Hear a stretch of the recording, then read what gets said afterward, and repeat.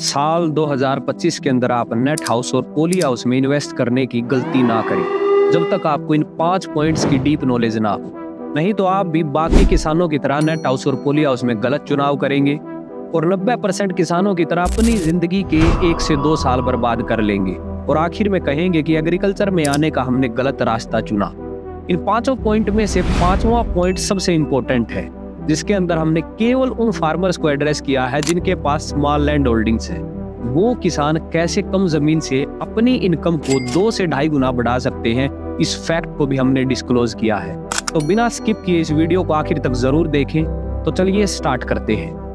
जैसे ही आप protected cultivation में इन्वेस्ट करने की सोचते हैं, आप एक ऐसे मोड़ पर होते हैं जहां से 2 रास्ते निकलते हैं। एक रास्ता आपको नेट हाउस की तरफ लेके जाता है तो दूसरा रास्ता पोली हाउस की तरफ। नेट हाउस के रास्ते पर खर्च कम है और जल्दी रिटर्न्स मिलने की गारंटी है। वहीं पोली हाउस का रास्ता थोड़ा चैलेंजिंग है और जिसे पार करने के लिए आपको नॉलेज को गेन करना होगा, टेक्नोलॉजी को समझना होगा और शायद एक बड़े अमाउंट का लोन भी उठाना पड़े। लेकिन रिटर्न्स और इनकम के मामले में ये रास्ता शायद आपकी किस्मत भी बदल दे। तो चलिए स्टार्ट करते हैं और जानते हैं हमारे पहले पॉइंट के बारे में, जिसके अंदर हम केवल आपके बेसिक्स को क्लियर करेंगे। आप में से कुछ किसान ऐसे होंगे जो शायद नेट हाउस और पोली हाउस को एक ही कैटेगरी में गिनते होंगे, और अगर थोड़ा सा लेवल बढ़ा दिया जाए तो शायद कुछ किसान ऐसे भी होंगे जो बस इतना जानते हैं कि नेट हाउस को बनाने के लिए जालीदार इंसेक्ट नेट का यूज किया जाता है और पोली हाउस को बनाने के लिए पॉलिथीन सीड्स का। लेकिन सही मायने में एक प्रोग्रेसिव फार्मर केवल वो है जो टेक्नोलॉजी को समझते हैं, जो जानते हैं इन स्ट्रक्चर्स के पीछे की साइंस क्या है, रीजंस क्या है। नेट हाउस वो स्ट्रक्चर है जिसे खड़ा करने के लिए मेटालिक फ्रेम से बने जीआई पाइप्स और जीआई वायर्स का यूज किया जाता है। एक बार अगर नीचे का ढांचा तैयार हो जाता है तो उस पूरे स्ट्रक्चर को इंसेक्ट नेट से कवर किया जाता है। अब क्यों ये क्रॉप कवर जरूरी है, उसे एक एग्जांपल से समझते हैं। जैसे हमारे घरों में मच्छरों से बचने के लिए मच्छरदानी का यूज किया जाता है, उसी प्रकार नेट हाउस भी हमारी क्रॉप्स को पक्षियों से, जानवरों से और इंसेक्ट से बचाने का काम करते हैं। इन्हें शेड नेट हाउस भी कहा जाता है क्योंकि केवल 50% सनलाइट ही हमारे खेत में एंटर कर पाती है, जिसके कारण गर्मियों में भी हमारी फसलें अच्छे से ग्रो होती है। वहीं दूसरी तरफ अगर पोली हाउस की बात की जाए तो ये वो ग्रीन हाउस स्ट्रक्चर है जिसे बनाने के लिए पॉलिथीन सीड्स का यूज किया जाता है। अब आप केवल इंसेक्ट्स को ही कंट्रोल नहीं कर सकते, आप अपने हिसाब से टेम्परेचर, ह्यूमिडिटी और एयर फ्लो को भी कंट्रोल कर सकते हैं। लेकिन सबसे बड़ा सवाल यहाँ ये खड़ा होता है कि हम इतनी सारी चीजें कंट्रोल कर पा रहे हैं, क्या इसके पीछे का रीजन केवल पॉलिथीन सीड्स का होना है? तो जवाब है नहीं। जो हम देख नहीं पा रहे हैं वो है इन पोली हाउस स्ट्रक्चर्स के डिजाइन। जब आप नेट हाउस के डिजाइन देखेंगे तो जनरली आपको सिंपल डिजाइन देखने को मिलेंगे। इनके रूफ टॉप ऊपर से बिल्कुल फ्लैट होते हैं। वहीं पोली हाउस के रूफ टॉप ऊपर से या तो राउंड मिलेंगे या ह्यूमन टीथ के आकार के मिलेंगे। अब क्यों इन स्ट्रक्चर्स को हमारे दांत के आकार के बनाया जाता है, इसके पीछे की साइंस भी बड़ी इंटरेस्टिंग है। चलिए उसे भी समझते हैं। केवल स्ट्रक्चर्स को लगा लेने से आपकी जेब में पैसे नहीं आएंगे। उसके लिए आपको क्रॉप्स को ग्रो करना होगा, और क्रॉप्स को ग्रो करने के लिए 3 मेन सोर्स चाहिए होते हैं: हवा, पानी और सनलाइट। अब पोली हाउस के अंदर दूसरे और तीसरे सोर्स को आप इजीली मैनेज कर सकते हैं, लेकिन हवा यानी एयर फ्लो को कंट्रोल करना हमारे लिए सबसे बड़ा चैलेंज है। जब आप किसी स्ट्रक्चर को चारों तरफ से पॉलिथीन से कवर कर देंगे तो कॉन्टिन्यूस फ्रेश एयर का एयर फ्लो बनाना ही सबसे बड़ा चैलेंज है। इसीलिए इन स्ट्रक्चर्स को दांत के आकार में बनाया जाता है ताकि एयर फ्लो बना रहे और हमारी फसलें ग्रो हो सके। तो चलिए अब उन सवालों को भी डिस्कस कर लेते हैं जिनके लिए आप यहाँ आए हैं। इन स्ट्रक्चर्स को बनाने में हमारा खर्च कितना लगता है?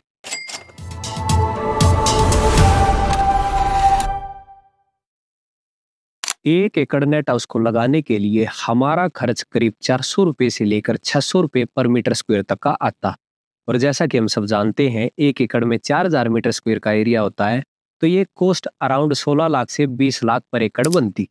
वहीं अगर बात पोली हाउस की जाए तो ये आंकड़े और ज्यादा बढ़ते हैं। पोली हाउस के अंदर 800 रुपए से लेकर 1200 रुपए पर मीटर स्क्वायर तक का खर्च आता है, जिसे अगर आप कैलकुलेट करेंगे तो 30 लाख से लेकर 45 लाख तक का अमाउंट बनता है। अब हो सकता है आप में से कुछ किसान इन नंबर्स को सुनकर खुश ना हो, तो हम आपको बता देना चाहते हैं कि एक गुड न्यूज़ है जो अभी तक हमने डिस्क्लोज नहीं की है। ये सारा अमाउंट अकेले किसान को पे नहीं करना पड़ता। इसके लिए नाबार्ड और स्टेट हॉर्टिकल्चर डिपार्टमेंट के द्वारा सब्सिडी भी दी जाती है। ये सब्सिडी जनरली 50% से लेकर 70% तक होती है। अगर एग्जाम्पल लिया जाए तो हरियाणा स्टेट के अंदर जनरल कैटेगरी के लिए 50% सब्सिडी है और शेड्यूल कास्ट के लिए 85% सब्सिडी है, जिससे हमारी लागत और इन्वेस्टमेंट 50% तक कम होती है। हमने अभी तक केवल 2 ही पॉइंट्स को डिस्कस किया है और शायद आपको क्लैरिटी मिलना स्टार्ट हो चुकी है। तीसरे पॉइंट के अंदर हम आपको इन स्ट्रक्चर से इनकम कमाने के तरीके बताने वाले हैं।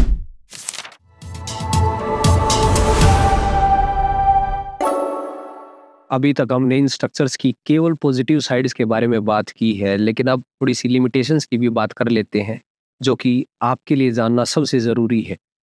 इसीलिए कहा जाता है वीडियो को आखिर तक ज़रूर देखें, क्योंकि अधूरा ज्ञान सबसे घातक होता है। इन स्ट्रक्चर्स की सबसे बड़ी लिमिटेशन है कि आप अपने हिसाब से सभी क्रॉप्स को ग्रो नहीं कर सकते, और कारण है मधुमक्खी, जिसे हनी भी कहा जाता है। कई बार सारी साइंस और टेक्नोलॉजी लगाकर भी हम प्रकृति के विरुद्ध नहीं जा पाते। इन स्ट्रक्चर्स को चारों तरफ से जब कवर किया जाता है तो हमारे खेतों में मधुमक्खी एंटर नहीं कर पाती है। अब कुछ लोग सोचेंगे ये तो अच्छी बात है, अगर मधुमक्खी खेत में एंटर होगी तो हमारे फूलों पर बैठेगी, अपने बच्चों को जन्म देगी और शायद हमारे वर्कर्स को काट भी ले। लेकिन शायद प्रकृति ने मधुमक्खी को इसी कार्य के लिए चुना है। जब मधुमक्खी फूलों पर बैठती है, नर फूलों से मादा फूलों पर बैठती है, तभी पोलिनेशन की प्रक्रिया कंप्लीट होती है और पोलिनेशन के बाद ही हमारे फीमेल फ्लावर फ्रूट्स में कन्वर्ट होते हैं। ये एक जरूरी प्रोसेस है। इसीलिए इन स्ट्रक्चर्स के अंदर आप केवल उन फसलों को ग्रो कर सकते हैं जिसमें पोलिनेशन की जरूरत नहीं होती। नेट हाउस के अंदर जनरली उन क्रॉप्स को ग्रो किया जाता है जिन्हें कम धूप और छाया पसंद होती है, जैसे कि कैप्सिकम क्रॉप, कुकुम्बर क्रॉप या फिर ग्रीन लीफी वेजिटेबल्स। वही बात अगर पॉली हाउस की जाए तो पॉली हाउस के अंदर जनरली हम टमाटो फार्मिंग, स्ट्रॉबेरी फार्मिंग या फिर ऑफ सीजन वेजिटेबल्स के साथ जाते हैं। नेट हाउस का एक एडिशनल प्लस पॉइंट भी है, इसके अंदर आप 30% से लेकर 70% तक सनलाइट ब्लॉक कर सकते हैं, जिसके कारण गर्मियों में भी हमारा अंदर का टेम्परेचर ठंडा रहता है। अगर आप एक ऐसी स्टेट से आते हैं जहाँ गर्मियों में एक्सट्रीम टेम्परेचर राइज देखने को मिलता है, जैसे कि हरियाणा, राजस्थान, तो नेट हाउस आपके लिए एक राइट ऑप्शन हो सकता है। वहीं अगर आपने इस स्ट्रक्चर को ऐसे एरिया के अंदर लगा दिया जहाँ कोल्ड क्लाइमेट है, रेनफॉल ज्यादा होती है, तो यही डिसीजन आपके लिए घातक भी साबित हो सकता है, क्योंकि नेट हाउस के अंदर हम क्लाइमेट कंट्रोल नहीं कर सकते। अगर बारिश हुई तो आपका पूरा फील्ड पानी से भर जाएगा, मिट्टी लंबे समय तक नमी को पकड़ के रखेगी और फंगल इन्फेक्शन के चांसेस भी बढ़ जाएंगे। इसीलिए नेट हाउस के अंदर जनरली हम सीजनल वेजिटेबल्स को ही ग्रो करते हैं। अगर आप भी साल 2025 के अंदर नेट हाउस लगाने जा रहे हैं तो यही 2 चैलेंजेस आपके सामने भी आएंगे। एक तो आप लिमिटेड क्रॉप्स को ग्रो कर पाएंगे और दूसरा आप केवल सीजनल वेजिटेबल्स लगा पाएंगे।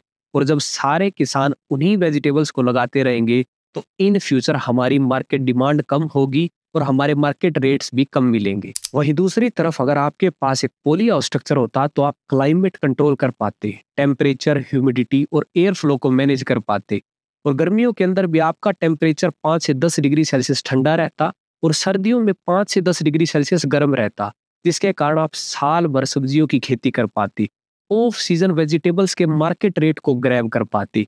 यही कुछ फायदे हैं पॉली हाउस स्ट्रक्चर्स को लगाने के, और इसीलिए पॉली हाउस स्ट्रक्चर्स कॉस्टली होते हैं। इन दोनों स्ट्रक्चर्स के अपने ही कुछ प्लस पॉइंट है और अपने ही कुछ माइनस पॉइंट है, जो इस लास्ट पॉइंट में मैं आपके सामने समराइज करने जा रहा हूं।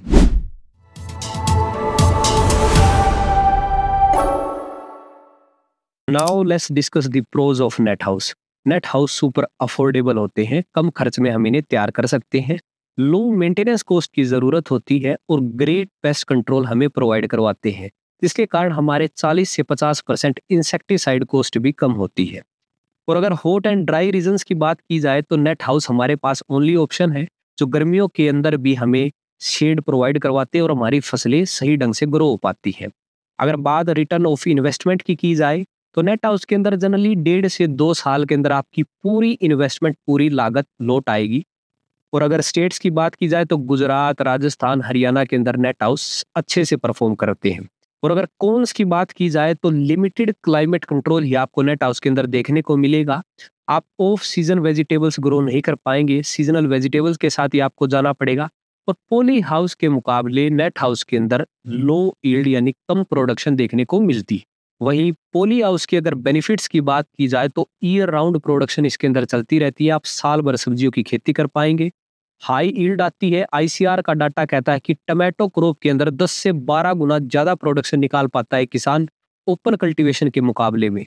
वहीं आप एक्सोटिक ऑफ सीजन वेजिटेबल्स लगा पाएंगे जिससे आपको मार्केट के रेट्स अच्छे मिलेंगे। और पॉली हाउस का लाइफ स्पैन 15 साल से भी ज्यादा होता है। पॉली हाउस के कुछ कॉन्स भी हैं, जैसे कि हाई इन्वेस्टमेंट की जरूरत होती है, किसान को टेक्निकल नॉलेज होनी चाहिए कि वो किस प्रकार टेम्परेचर, ह्यूमिडिटी और एयर फ्लो को मैनेज कर सकता है। और रिटर्न ऑफ इन्वेस्टमेंट की बात की जाए तो करीब 3 से 4 साल लग जाएंगे आपकी इन्वेस्टमेंट को पूरी तरीके से वापस आने में। आई होप अब मैं आपके सोचने के तरीके में थोड़ी सी क्लैरिटी ला पाया हूँगा। लेकिन अगर आप एक स्मॉल फार्मर हैं जो पहली बार वेजिटेबल सेक्टर में आ रहे हैं, तो आई वुड स्ट्रिक्टली रिकमेंड कि आप सीधा नेट हाउस और पॉली हाउस में इन्वेस्ट ना करें। आप एक छोटे लेवल से स्टार्ट करें, आप ओपन कल्टीवेशन से स्टार्ट करें। ओपन कल्टीवेशन के अपने प्रकार के फायदे हैं, जैसे नेट हाउस और पॉली हाउस के अंदर हम केवल उन फसलों को लगा सकते हैं जिनमें पोलिनेशन की जरूरत नहीं है। वहीं ओपन कल्टीवेशन में आप डाइवर्सिफाई क्रॉपिंग के साथ जा सकते हैं। आप एक एरिया के अंदर ही 8 से 10 अलग अलग वेजिटेबल्स को ग्रो कर सकते हैं और उनकी मार्केटिंग के लिए अपनी नियर बाय सिटीज के अंदर होरेका बिजनेस को टारगेट कर सकते हैं। होरेका बिजनेस होते हैं होटल, रेस्टोरेंट और कैफेज, जिनके अंदर वेजिटेबल्स की हमेशा डिमांड बनी रहती है। इसके लिए आपको एक से ज्यादा क्रॉप्स को ग्रो करना है और ग्रेडिंग करके आप अपनी सब्जियों को सप्लाई कर सकते हैं। इससे आपको अच्छे मार्जिन मिलेंगे और आप धीरे धीरे ग्रो करते चले जाएंगे। तो यही मैं आपको एडवाइस देना चाहूंगा, केवल एक प्रॉपर बिजनेस प्लान के बाद ही आप प्रोटेक्टेड कल्टीवेशन में इन्वेस्ट करें। तब तक आप अपनी एग्रोनॉमी को इम्प्रूव करें, अपनी मार्केटिंग स्किल्स को इम्प्रूव करें, उसी के बाद आप प्रोटेक्टेड कल्टीवेशन की तरफ आए। अगर इस वीडियो से आपको कुछ सीखने को मिला हो तो प्लीज़ इस चैनल को लाइक एंड सब्सक्राइब जरूर करें, ताकि इन फ्यूचर भी हम आपके लिए ऐसी इन्फॉर्मेटिव वीडियोस ला सकें। धन्यवाद।